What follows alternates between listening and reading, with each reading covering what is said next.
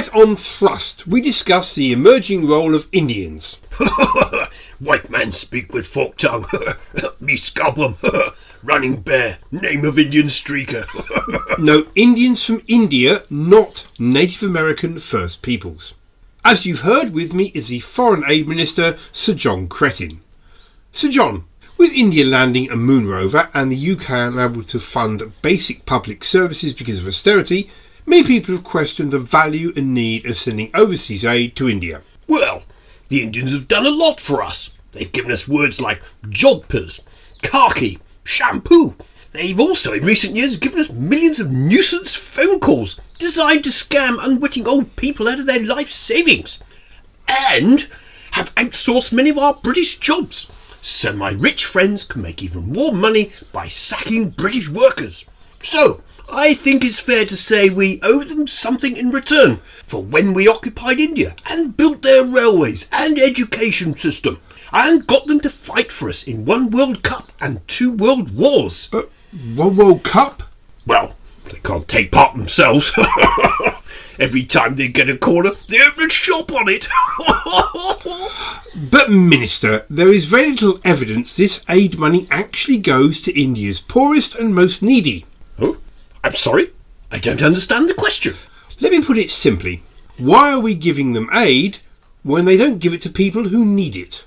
Well, to get lucrative contracts from my business chums, of course. You mean you're openly using public money to bribe people for your own financial benefit?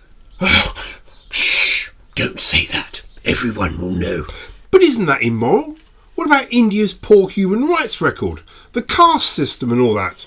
Well, with nations with a poor human rights record, we need to engage to encourage them to change and develop. So it is a bribe?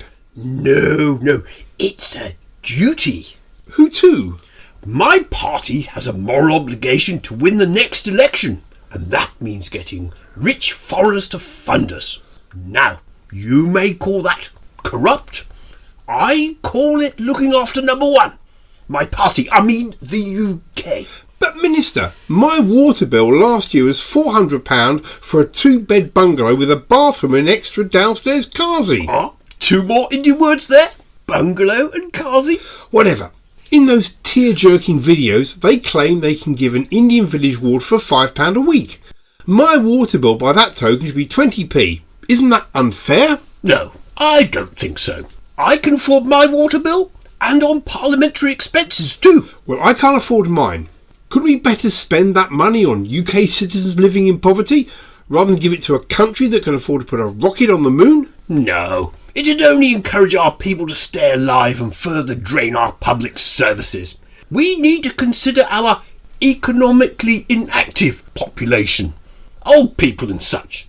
Sooner we can stop them wasting resources by staying alive, the better for rich people like our party's supporters. That's shocking, Minister. I agree. Once they're no use, they should die and help out their betters. Waste of oxygen and a major contributor to global warming. Returning to the subject, Minister, why are we still giving money we can't afford to the Indians? What have they ever done for us? Cash disappearing into a black hole. Black Hole of Calcutta? Oh, Calcutta! Lovely musical.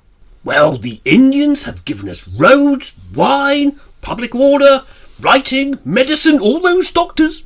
Central heating, baths, sewers. That's the Romans. What have the Indians done to make our lives better? Curry? Chicken tikka masala? Masala was the Romans too. You're thinking of chicken tikka masala. Am I really? Well, goodness gracious me.